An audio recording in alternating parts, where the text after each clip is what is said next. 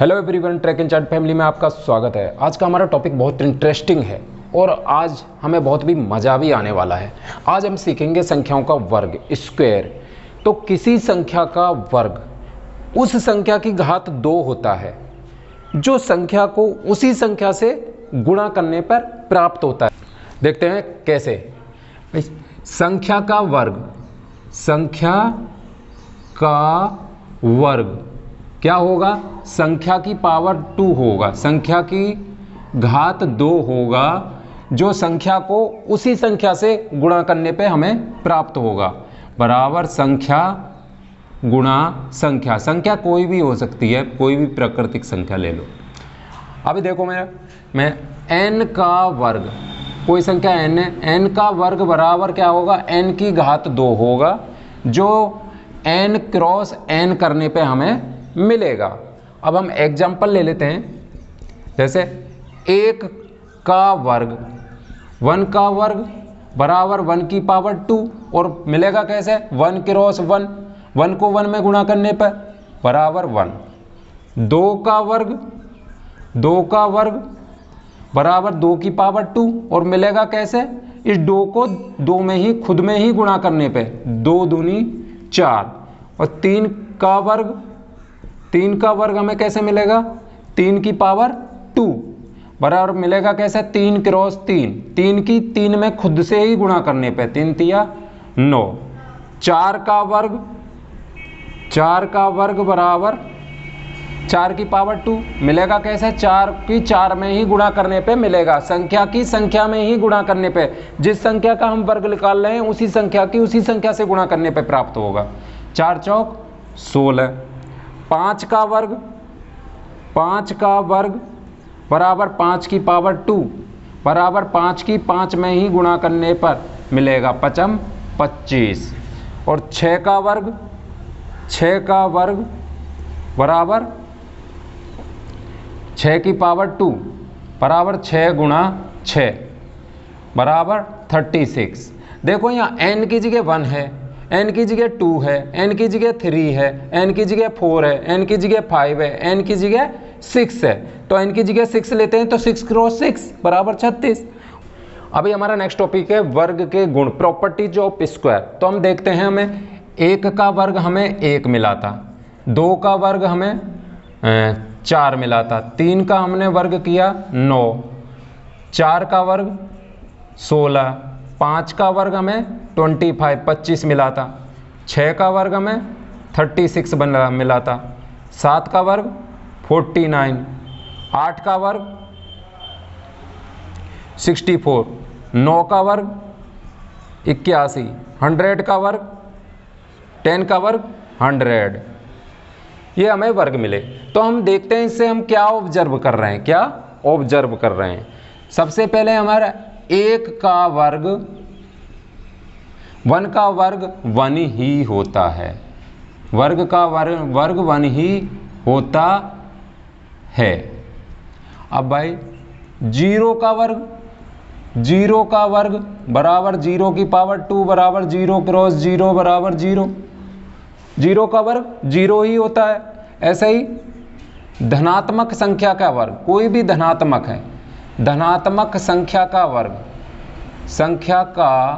वर्ग क्या होगा भाई? वो धनात्मक ही होगा।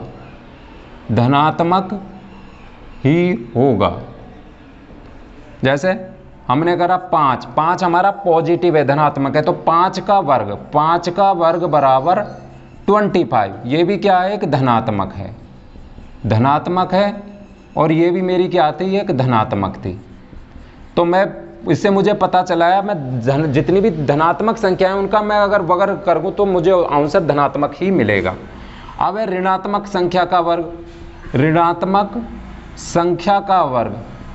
ऋणात्मक संख्या का वर्ग क्या होगा भाई? क्या होगा? ऋणात्मक संख्या का वर्ग धनात्मक होगा। देखो कैसे, अगर -3 मेरी ऋणात्मक है, क्या है ये? ऋणात्मक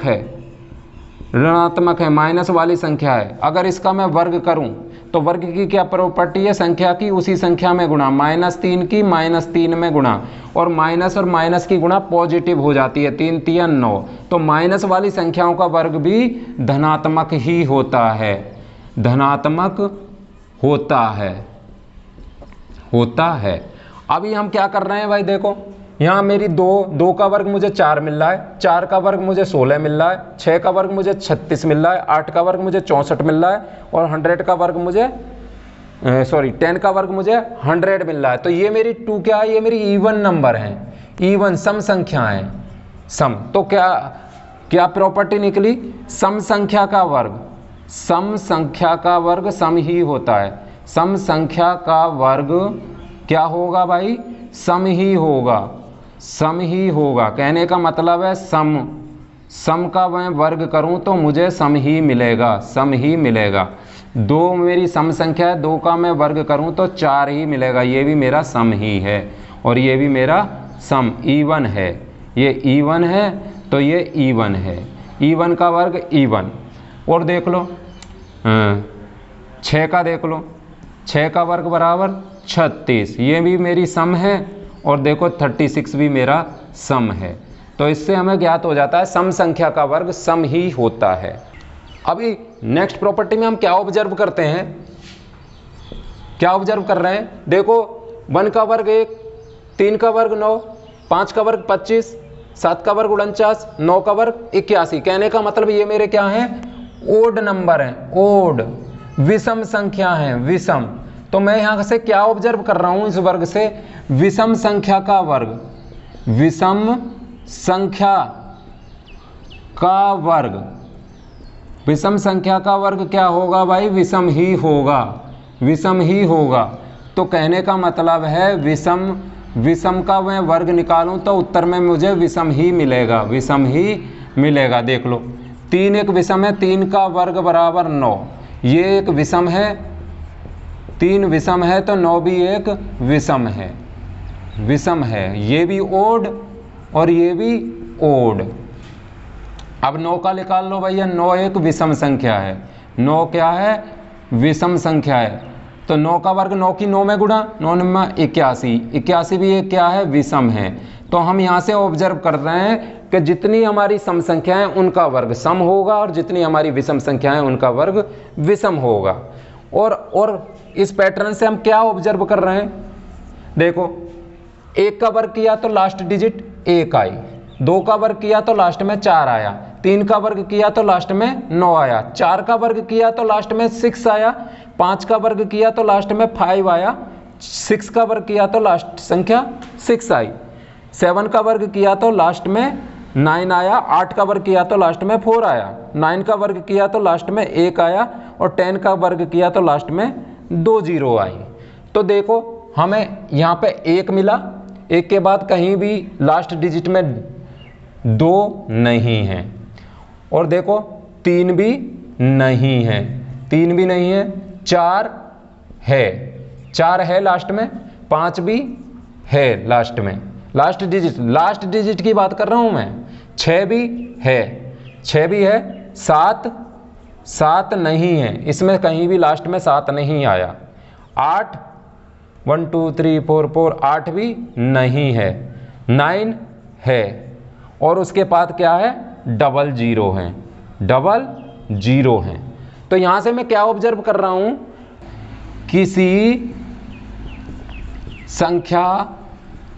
किसी भी संख्या का वर्ग करने पर अंतिम अंक या लास्ट डिजिट, अंतिम अंक 2 3 7 और 8 नहीं हो सकती। किसी भी संख्या का मैं वर्ग करूं तो लास्ट की डिजिट 2 3 7 और 8 कभी नहीं हो सकती। और मैं क्या ऑब्जर्व कर रहा हूं, यहाँ मेरे पेयर में 0 आए, तो ये क्या है, पेयर में आने का मतलब सम 0 की संख्या सम के रूप में है। तो संख्या का वर्ग करने पे यहां से मैं क्या ऑब्जर्व कर रहा हूं, संख्या का वर्ग करने पर कभी भी विषम जीरोज नहीं हो सकते। विषम जीरो का मतलब है 1 जीरो नहीं हो सकती, 3 जीरो नहीं हो सकती, 5 जीरो नहीं हो सकती। अभी नेक्स्ट हमारा टॉपिक है पूर्ण वर्ग संख्याएं, परफेक्ट स्क्वायर नंबर। कोई भी संख्या पूर्ण वर्ग होगी, कोई भी संख्या पूर्ण वर्ग होगी यदि वह किसी का वर्ग है, यदि वह किसी संख्या का वर्ग है, किसी संख्या का वर्ग है। देखो 9 क्या है? एक पूर्ण वर्ग है, पूर्ण वर्ग है। क्यों? क्योंकि जो 9 है, 9 3 का वर्ग है भाई। 9 को मैं लिख सकता हूँ 3 क्रॉस 3 बराबर 3 का वर्ग। कहने का मतलब अगर कोई संख्या, ये वाली 9 किसी संख्या का वर्ग बैठती है तो वही संख्या मेरी पूर्ण वर्ग होगी। देखो 25 पूर्ण वर्ग है या नहीं है? 25 पूर्ण वर्ग है भाई, क्योंकि 25 को मैं 5 का स्क्वायर का मतलब भी 25 होता है। 20 मतलब 5 का स्क्वायर है, 25 5 का स्क्वायर है। तो कोई भी संख्या जब भी पूर्ण वर्ग होती है जब वह किसी का स्क्वायर होती है। जैसे अब हम देख लें 4 क्या पूर्ण वर्ग है भाई? 4 पूर्ण वर्ग है, हाँ भाई है, क्योंकि 4 2 का वर्ग है। 2 दूनी 4, 2 का वर्ग भी तो 4 ही होता है। अब देखते हैं हम देते हैं 5, क्या 5 पूर्ण वर्ग है? 5 पूर्ण वर्ग है? नहीं है, क्योंकि 5 को हम किसी भी संख्या के वर्ग के रूप में नहीं लिख सकते। अभी लिखते हैं हम 81 पूर्ण वर्ग है? पूर्ण वर्ग है भाई, हाँ भाई है। क्यों है? क्योंकि 89 का वर्ग 81 होता है, तो 81 9 का वर्ग है। तो कोई भी संख्या पूर्ण वर्ग जब ही होती है जब वह किसी का वर्ग होती है। तो देखो वर्ग किसी भी संख्या का मैं वर्ग करूं और जो मुझे उत्तर में मिले वही सभी पूर्ण वर्ग संख्याएं होंगी। जैसे देखो मैं 4 का मैं वर्ग करूं तो उत्तर में मिला 16, तो ये एक परफेक्ट स्क्वायर नंबर है, ये है एक पूर्ण वर्ग संख्या है। किसी भी संख्या का मैं वर्ग करूं, उत्तर में जो मुझे मिला ये मेरी पूर्ण वर्ग संख्या है। किसी का भी कर लो, 10 का मैं वर्ग करूं तो उत्तर में मुझे 100 मिला, तो 100 मेरी पूर्ण वर्ग संख्या है। अभी हमने देखा कि किसी संख्या का वर्ग करने पर जो हमें आंसर या उत्तर मिलता है वही संख्या मेरी पूर्ण वर्ग होती है। जैसे देखो मैंने 1 का वर्ग किया तो उत्तर में मुझे 1 मिला, 2 का वर्ग किया मैंने, उत्तर में मुझे 4 मिला, तो 4 एक पूर्ण वर्ग संख्या है। ऐसे ही 3 का वर्ग 9, 4 का वर्ग 16, 5 का वर्ग 25, 6 का वर्ग 36, 7 का वर्ग 49, 8 का वर्ग 64, 9 का वर्ग 81 और 10 का वर्ग 100। तो इन संख्याओं के वर्ग करने पे जो मुझे आंसर मिल रहा है, ये वाले आंसर, ये मेरी सब क्या होंगी? पूर्ण वर्ग संख्याएं होंगी। पूर्ण वर्ग, इनके बीच में देखो यहाँ पे मुझे 2 नहीं मिला, 3 नहीं मिला, तो ये मेरी पूर्ण वर्ग नहीं है, क्योंकि 2 और 3 किसी का भी स्क्वायर नहीं है। अभी यहाँ से हम क्या क्या ऑब्जर्व कर रहे हैं वो देखते हैं। तो यहाँ पे हम ये जो संख्याएं जो मेरी पूर्ण वर्ग संख्याएं, इनके लास्ट में कहीं देखो 2 नहीं है, 3 भी नहीं है, और उसके बाद 4 है, 5 भी है, 6 भी है, 7 नहीं है और 8 भी नहीं है। लास्ट के अंक में कहीं भी 8 नहीं है। तो कहने का मतलब है 2, 3, 7 तथा 8 पर समाप्त होने वाली संख्याएं, समाप्त होने वाली संख्याएं कभी भी पूर्ण वर्ग नहीं होती हैं। पूर्ण वर्ग संख्याएं नहीं होती हैं। जैसे देख लो 3 7, ये लास्ट में 7 पे ख़त्म है, तो ये पर पूर्ण वर्ग नहीं है, क्योंकि 37 कभी भी किसी का वर्ग हो ही नहीं सकता। पूर्ण वर्ग मेरी वही होगी जो किसी का वर्ग हो, ठीक है ना। और जैसे 38 ले लो, यहाँ लास्ट में 8 आ गया, तो ये भी मेरी पूर्ण वर्ग नहीं है। तो हम पहचान लेंगे, अगर किसी के लास्ट में 2 3 7 और 8 आ गया तो वो कभी भी पूर्ण वर्ग नहीं हो सकती हैं। और हम क्या और ऑब्जर्व कर रहे हैं, यहाँ पे हमें 10 का वर्ग करने पे 00 मिला, मतलब सम नंबर में 0 मिले, सम संख्या के नंबर में 0 मिले। तो कहने का मतलब है विषम 0 पर समाप्त होने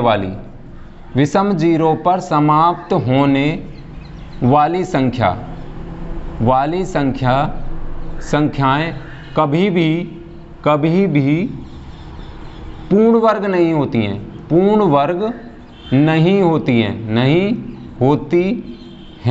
देखो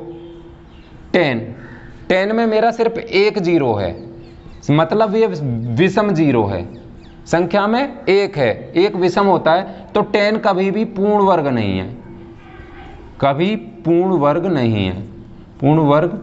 है, क्योंकि 10 कभी भी किसी का स्क्वायर होता ही नहीं है।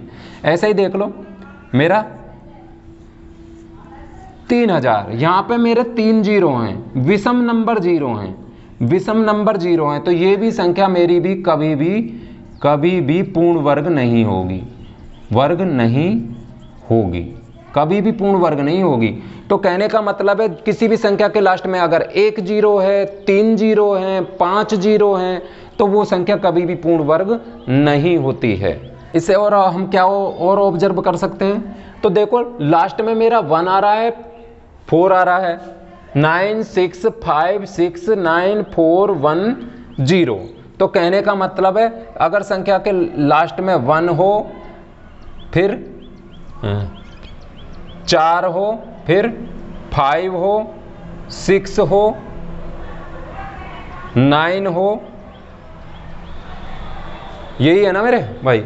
एक के बाद 2 नहीं है, 3 भी नहीं है, 4 है, 5 है, 6 है, 7 नहीं है, 8 भी नहीं है, 9 है। तो क्या 1 4 5 6 और 9 पर समाप्त होने वाली संख्या पूर्ण वर्ग हो भी सकती है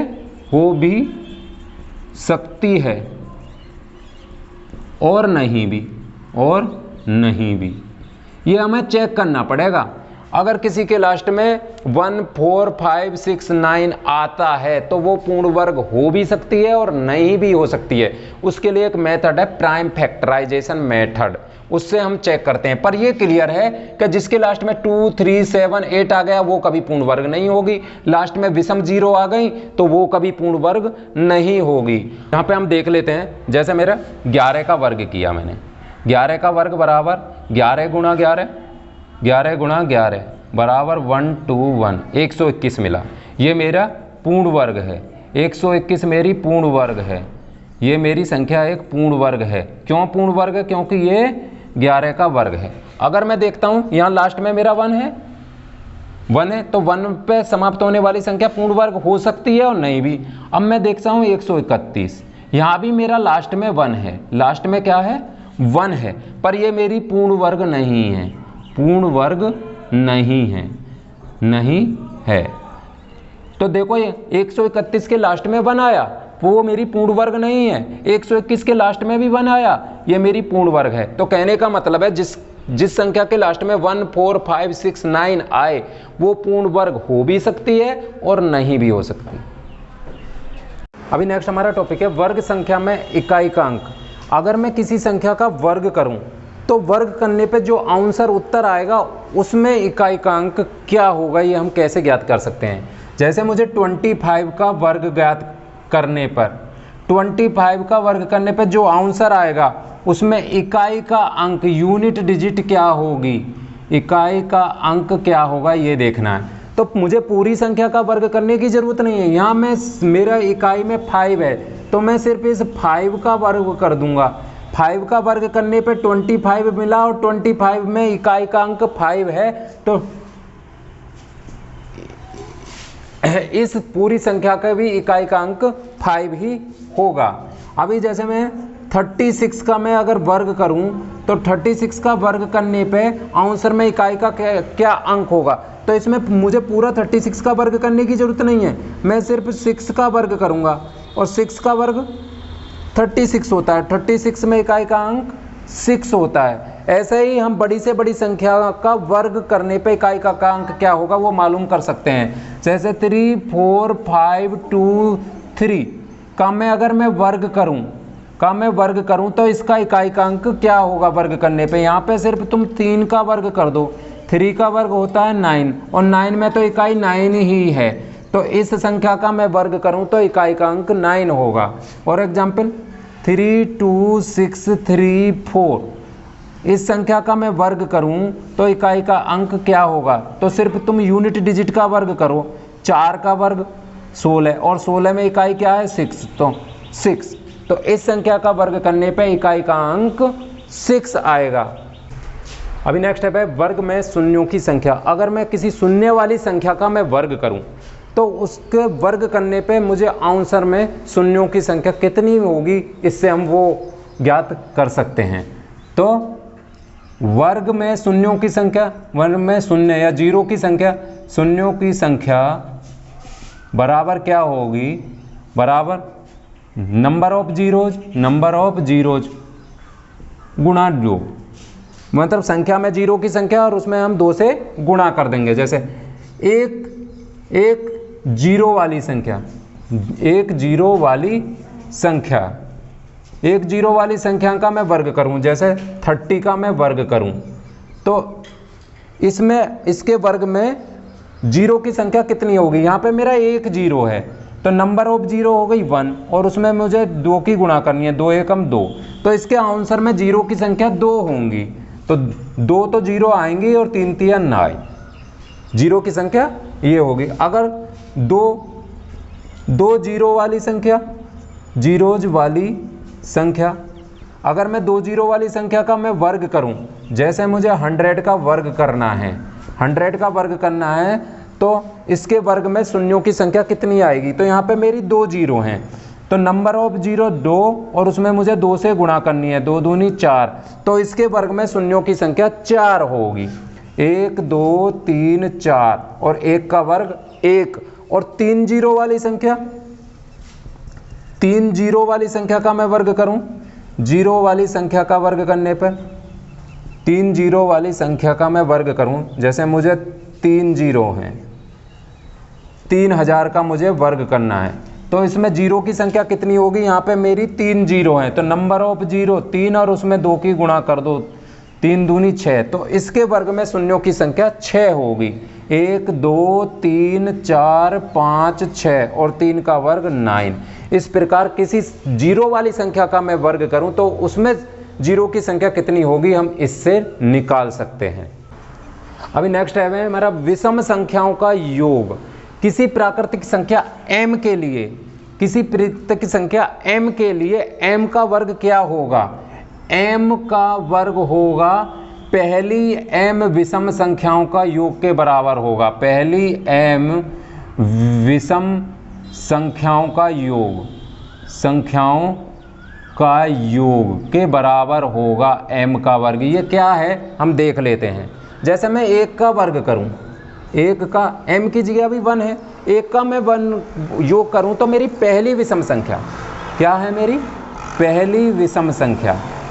पहली विषम संख्या, मेरी पहली विषम संख्या कौन सी है 1। तो 1 का वर्ग 1 ही होता है। अगर मैं 2 का वर्ग करूं, 2 का वर्ग करूं तो पहली 2 विषम संख्याओं का योग, यहाँ m कीजिए 2 है, तो पहली 2 विषम संख्याओं का योग, पहली 2 विषम संख्याओं का योग, विषम संख्याओं का योग, पहली 2 और विषम संख्या होनी चाहिए, पहली विषम संख्या 1 और दूसरी विषम संख्या 3, इन दोनों का योग मैं करूं तो वो 2 के स्क्वायर के बराबर बैठता है। अगर मैं 3 का वर्ग निकालना है, मुझे 3 का स्क्वायर निकालना है, तो कहने का मतलब पहली 3 के स्क्वायर को मैं पहली 3 विषम संख्याओं के योग के रूप में लिख सकता हूं। पहली 3 विषम संख्याओं का योग, पहली 3 विषम संख्याओं का योग पहली 3 विषम संख्या कौन सी है? 1 + 3 + 5, 5 3 8 और 1 9। देखो 3 का वर्ग 9 होता है और पहली 3 विषम संख्याओं का योग भी 9 होता है। और 4 का वर्ग पहली 4 विषम संख्याओं का योग, पहली 4 विषम संख्याओं का योग, विषम संख्याओं का योग, संख्याओं का योग। तो पहली 4 विषम संख्या कौन सी हैं? 1 + 3 + 5 + 7, 16। इसका जोड़ने 7 5 12, 15 1 16, 16 आया। तो पहली 4 विषम 4 के स्क्वायर को हम पहली 4 विषम संख्याओं के योग के रूप में लिख सकते हैं। ऐसे ही मैं 5 का वर्ग को क्या लिख सकता हूँ? पहली 5 विषम संख्याओं के योग के रूप में लिख सकता हूँ। पहली 5 विषम संख्याओं का योग, विषम संख्याओं का योग, संख्याओं का योग, पहली 5 लेनी है। 1 + 3 + 5 + 7 + 9, ये 25 के बराबर होगा। तो ऐसे ही मैं आगे डॉट बढ़ता जाऊं तो मान लो मुझे m संख्या का वर्ग के लिए, तो m का वर्ग क्या होगा? पहली m विषम संख्याओं का योग हो जाएगा, पहली m विषम संख्याओं का योग, विषम संख्याओं का योग, संख्याओं का योग। अभी हमारा क्वेश्चन कैसे आएगा? जैसे 1 + 3 + 5 + 7 + 9 का मान बिगर योग किए हुए बताओ, बिगर योग किए हुए बताओ। इस टाइप का हमारा सवाल बनेगा। तो देखो यहाँ मेरे पहली विषम संख्या हैं, एक साथ से विषम संख्याएं लिख रही हैं और शुरू से लिख रही हैं। तो ये कितनी विषम संख्याएं लिख रही हैं? 1 2 3 4 5। तो 5 विषम संख्याओं के योग को मैं कैसे व्यक्त कर सकता हूँ? मैं 5 के स्क्वायर के रूप में व्यक्त कर सकता हूँ। इसको मैं 25 लिख सकता हूँ। तो मैंने बिगर जोड़े इसका आंसर पता कर लिया। और दूसरे तरह का इसका उल्टा सवाल, इसका अपोजिट कैसे आएगा? मतलब 49 को विषम संख्याओं के योग के रूप में लिखो, विषम संख्याओं के योग के रूप में लिखो, योग के रूप में लिखो। मतलब मुझे इससे ये बनाना है, इससे ये बनाना है, इससे मुझे ये बनाना है। तो भाई मेरे पास है 49 किसका स्क्वायर होता है? 7 का। तो कहने का मतलब है m स्क्वायर बराबर पहली विषम, यहाँ मुझे पहले m स्क्वायर में लाना पड़ेगा। मतलब 7 स्क्वायर क्या हो जाएगा? पहली 7 विषम संख्याओं का योग, 1 + 3 + 5 + 7 + 9 + 11, कितनी हो गई? 3 3 6 + 13। विषम संख्याएं कैसे लिखी जाती हैं? 2 2 ऐड करते चले जाओ सब में। 1 से 2 आ गए, 3 3 से 2 5 5 से 2 7 7 से 2 9 9 से 11 11 से 13 से 15 15 से, ऐसे विषम संख्या लिख दी है। तो पहली 49 को पहली 7 विषम संख्याओं के रूप में हम लिख सकते हैं।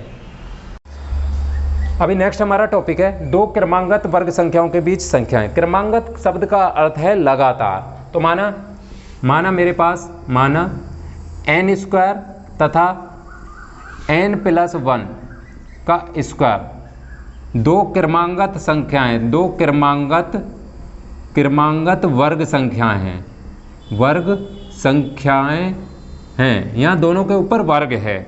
तो n² तथा n + 1 के स्क्वायर के बीच संख्याएं कितनी होंगी? बीच संख्याएं कितनी होंगी? वो संख्याएं बराबर होंगी 2n के बराबर, 2n के बराबर। एग्जाम्पल ले लेते हैं, जैसे मुझे 3 स्क्वायर तथा 4 स्क्वायर, 4 का स्क्वायर के बीच की संख्याएं चाहिए, के बीच संख्याएं चाहिए। क्रमांगत का मतलब है अगर ये 3 है, ये 3 है तो अगली संख्या 3 + 1 होनी चाहिए, 3 + 1 होनी चाहिए। मतलब n बराबर 3 है तो ये होना चाहिए n + 1, n + 1 मतलब 3 से 1 ज़्यादा है, और दोनों का स्क्वायर होना चाहिए। तो 3 स्क्वायर और 4 स्क्वायर के बीच संख्याएं कितनी होंगी? 2n, मतलब छुटके वाले का, छोटी वाली का दूना कर दो, बराबर 2 × 3 बराबर 6। 6 ऐसी संख्याएं होंगी जो पूर्ण वर्ग नहीं होती हैं। अभी देख लो, 3 का स्क्वायर होता है 9 और 4 का स्क्वायर होता है 16।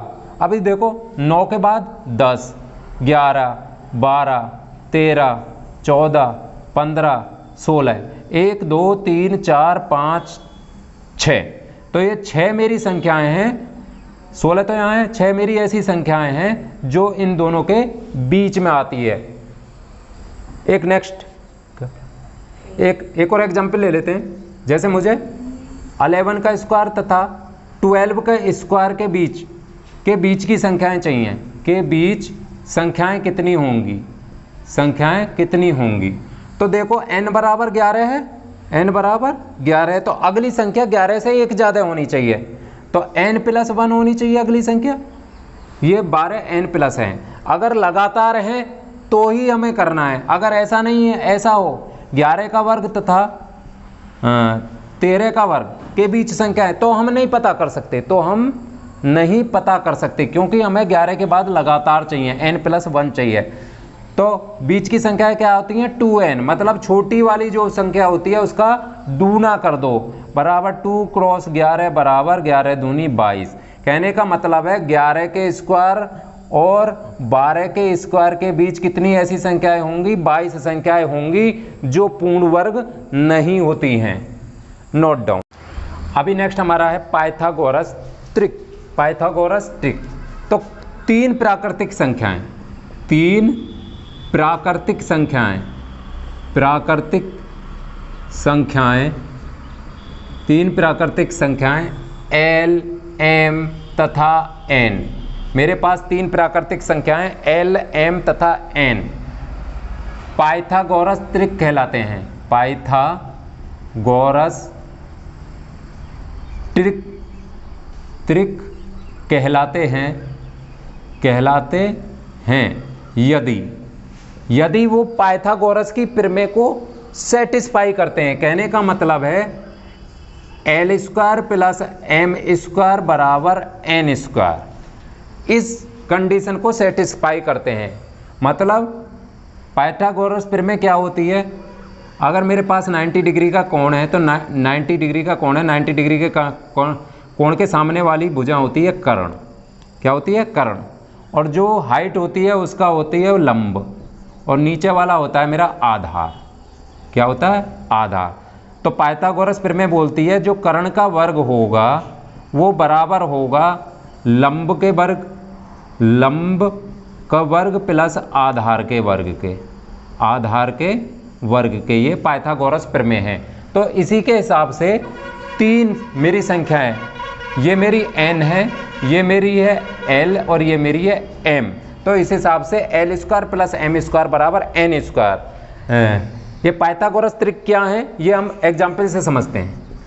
माना मेरे पास 3 संख्याएं 3, 4 तथा 5, 3, 4 तथा 5, ये तीनों पाइथागोरस त्रिक हैं। पाइथागोरस त्रिक हैं। मैंने कैसे कह दिया ये पाइथागोरस त्रिक हैं? तो मैं इनमें सबसे देखो, जो सबसे छोटी हैं एक इसको L मानो और इसको M मानो, और जो सबसे बड़ी है उसको मानो N। तो मैं निकालूंगा L² + M²। कहने का मतलब है L² + M² कितना होगा मेरा? 3 का वर्ग प्लस 4 का वर्ग, 3 × 9 + 4 × 16 बराबर 25। अब मैं N² निकालूंगा। N² बराबर N क्या है मेरा? 5 का वर्ग। 5 का वर्ग कितना है मेरा? 25। तो देखो मेरा ये दोनों बराबर हैं। कहने का मतलब L square plus M square बराबर एन स्क्वायर, ये तीनों संख्याएं इस कंडीशन को सेटिस्फाई कर रही हैं तो पाइथागोरस ट्रिक है। अगर इस कंडीशन को सेटिस्फाई नहीं करती हैं तो वो पाइथागोरस ट्रिक नहीं है। प्राकृतिक संख्या m के लिए किसी प्राकृतिक संख्या m के लिए जो m है वो मेरा बड़ा होना चाहिए 1 से, m सदा 1 से बड़ा होना चाहिए। किसी भी प्राकृतिक संख्या m के लिए जो संख्या 1 से बड़ी है तो 3 पाइथागोरस ट्रिक कौन कौन से होते हैं? एक होता है 2m, एक होता है m स्क्वायर प्लस 1, एक होता है m स्क्वायर माइनस 1। ये मैं 3 पाइथागोरस ट्रिक निकाल सकता हूँ जब मुझे एक संख्या, कोई प्राकृतिक संख्या 1 से बड़ी पता हो, तो इससे मैं 3 पाइथागोरस ट्रिक निकाल सकता हूँ। अब ये हम एग्जाम्पल से समझते हैं। जैसे एग्जाम्पल में कैसा सवाल बोलेगा, पाइथागोरस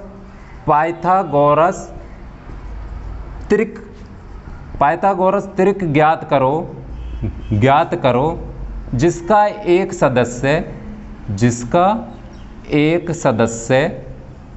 सदस्य 8 है।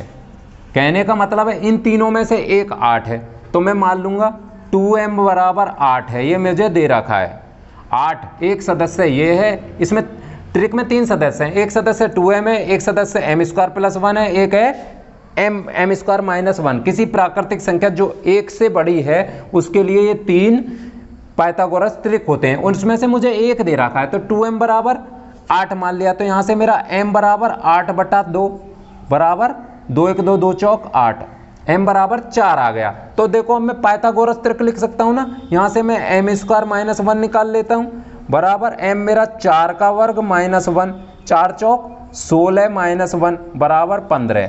और ऐसे ही मैं m स्क्वायर प्लस 1 निकाल लेता हूँ, निकाल लो भाई, 4 का वर्ग प्लस 1 बराबर 16 प्लस 1 बराबर 17। तो मेरा देखो 2m तो 8 था, तो 3 ट्रिक क्या हो गए? ये है ना 3 trick, 2m, m square plus 1 और m स्क्वायर माइनस 1। किसी संख्या के लिए जो 1 से बड़ी है ये 3 ट्रिक होते हैं। तो भाई 2m मेरा 8 है, 2m मेरा 8 है जो मैंने माना था, एक मुझे दे रखा है। तो m स्क्वायर प्लस 1 कितना हो गया मेरा? 17 हो गया। और m स्क्वायर माइनस 1 कितना हो गया मेरा? 15 हो गया, 15। तो ये मेरे 3 ट्रिक हैं, 3 ट्रिक हैं। अब ये मैं कैसे याद करूंगा ये 3 ट्रिक है नहीं है? तो इसमें देखो जो सबसे छोटी 2 हैं उनका वर्ग करो और दोनों को जोड़ो और वो बराबर बैठना चाहिए बड़ी संख्या के तीसरे के वर्ग के। अगर ये कंडीशन सेटिस्फाई होती तो पाइथागोरस ट्रिक है या पाइथागोरस ट्रिक नहीं है। Note down.